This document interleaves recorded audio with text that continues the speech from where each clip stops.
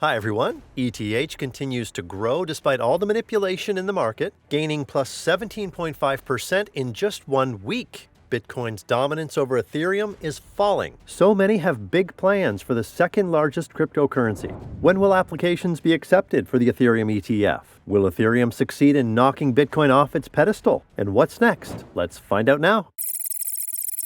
Recently, we have all witnessed the introduction of ETFs and the repeated euphoria in the market. And although this has been accompanied by constant fakes and manipulations, this event has created quite a bit of excitement in the cryptocurrency market. At the moment, one could see a plus 16.5% to the total market cap. Against the backdrop of this news, the spot Ethereum ETF has gained new hype. And now big funds and the entire crypto space are really starting to talk about it. For example, here's what BlackRock CEO Larry Fink had to say about the spot Ethereum ETF. Do you now expect other cryptocurrency ETFs? Meaning, do you think that Gary, and we'll talk to him later, Gary like Ethereum will have to approve an Ethereum ETF? And is that a function of something the SEC has to do, or do you think that all these things have to go to court first?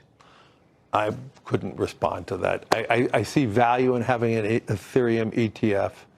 As I said, these are just stepping stones towards tokenization.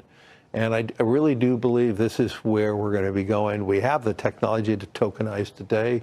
If you want to talk about, think about this. If you had a tokenized security and you have a tokenized identity, you, Andrew, the moment you buy or sell an instrument, it is known. It's on a general ledger that is all created together. You want to talk about issues around money laundering and all that. This eliminates all corruption by having a tokenized system. Jamie Dimon disagrees with you on that. But in other words, Larry Fink is now beginning to understand the real potential of cryptocurrency and the real earning opportunities for his company, although his tone was completely different before. Just take a look at this tweet. First, Bitcoin is a money laundering index, and then Bitcoin ETFs are the first step in the technological revolution of finance. It's funny, but the fact remains. Large funds are becoming more and more interested in cryptocurrencies and will do everything possible to increase their presence in this market. We can already see the first applications for the spot Ethereum ETF from top funds. And we will see some results from these applications this year, with the crypto community divided into two camps. For example, experts at JP Morgan see only a 50% chance that spot Ethereum will be accepted in the spring of 2024. At the same time, Eric Balchunas believes that the chance of adoption is quite high, and Gary Gensler, as usual, hates cryptocurrencies. Although the Securities and Exchange Commission has accepted spot Bitcoin ETFs, Gary Gensler in each of his interviews increasingly demonstrates his position that crypto is scum. Furthermore, the SEC considers all assets other than BTC to be securities. This means that the SEC and Gary Gensler are likely to do everything possible to prevent spot Ethereum ETFs from accepting applications. Personally, I believe that he will be pressured as he was with Bitcoin, and he will be forced to do so. However, this is just my opinion. In fact, anything can happen, and the example of Bitcoin orders has shown us this perfectly. So let's get back to this example and at least roughly estimate when we can see some results on the applications. We can at least find some consistency and predict the future of Ethereum using Bitcoin as an example. Of course, this cannot be the most accurate indicator, but it gives us at least some insight into the situation. So I suggest we move on to the BTC chart. We can see that 209 days have passed since the first application was submitted and accepted by BlackRock, and Bitcoin itself surged 122% during that time. This means that it took almost 7 months to be accepted. Therefore, we can roughly estimate that we will see the result of the Ethereum ETF applications by midsummer. We have already seen a 40% increase since the application was submitted, so who knows, maybe Ethereum will be able to grow plus minus by the same 120%. I think it's hard to imagine such a possibility, but who knows what the market is going to be like after all this time. Besides, the halving will take place soon enough, which historically brings new all-time highs. Therefore, I propose to switch to the most profitable strategy to play with Ethereum and its ecosystem. I think it's no secret that Ethereum is an influential market participant.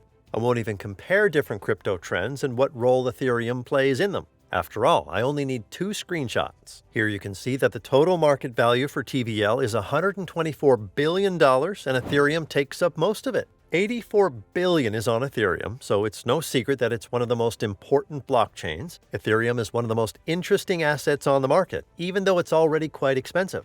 and I can already see narratives that have actually been created just because of Ethereum. DeFi is a trend of the past bull market, Layer 2 solutions is a current trend, LSDs is another very interesting narrative of the current market, and restaking allows you to reuse your staked ETH for additional profit. Ethereum can be called a real trend network that sets the direction of the entire market, so it would be a foolish decision not to speculate on it. I decided to make a small selection of tokens for the last 3 narratives in order to make the maximum profit during this bull run.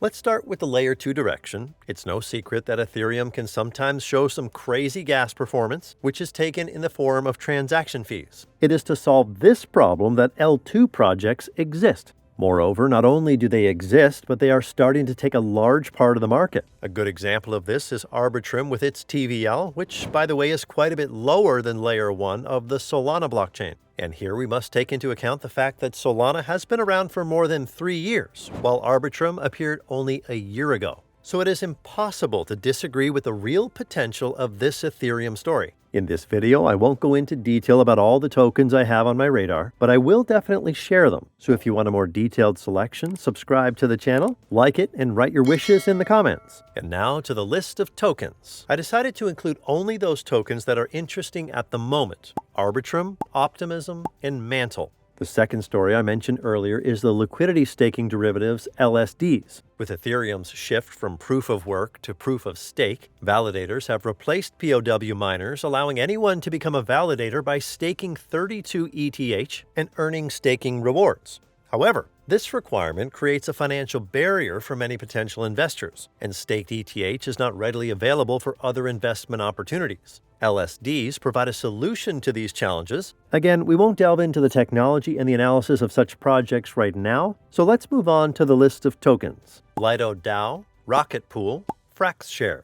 As I said before, restaking is a very interesting scenario that allows you to use your frozen ETH and earn additional income from it. So far, this area is just gaining momentum. There are very interesting projects like EigenLayer, but not many interesting tokens. But I can highlight Restake, Finance, and Stater. Thanks to these 8 tokens, I plan to multiply my finances many times over in 2024. But let's come back to the king of this trend, Ethereum. So what is my plan and prediction for 2024 for this asset? Let's find out next. ETH is currently trading around $2,500. This is almost 50% below the previous all-time high. And now we can see that Ethereum has only been growing and dominating the market since the introduction of the Bitcoin ETF. So I think there is a chance that we will see a return to historical highs this year.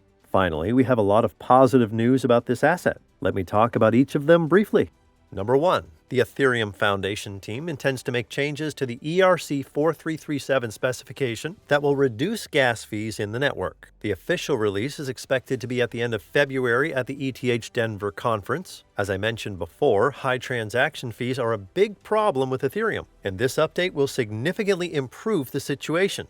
Number 2. Ethereum network developers have announced that on January 17, 2024, the Denkin update, which includes EIP 4844, will be released on the Goerli test network. This will allow the implementation of a technology designed to reduce the cost of gas in L2 networks and scale the blockchain. And this is another reason why I have been following the Layer 2 direction. Number 3, and of course, the spot Ethereum ETF that I referred to earlier. However, here we may see a refusal to accept it, which is likely to have a negative impact on Ethereum's growth. However, all this news and the upcoming blockchain updates make us feel as bullish as possible. Therefore, I believe that we can see up to 4 to 5 times the current price of the asset even by the end of the year. But you have to understand that for this to happen, we need to see a real peak in the overall market. So this is rather an ambitious prediction that I will be waiting for very much. One way or another, Ethereum is one of the most promising blockchains for growth. So personally, I will be waiting for the new heights for both the coin and the project as a whole. But remember, this is just my opinion and by no means financial advice. So do your own research and invest wisely. Subscribe to the channel so you don't miss out on the growth of coins and emerging trends. Thanks for watching your Coin Post.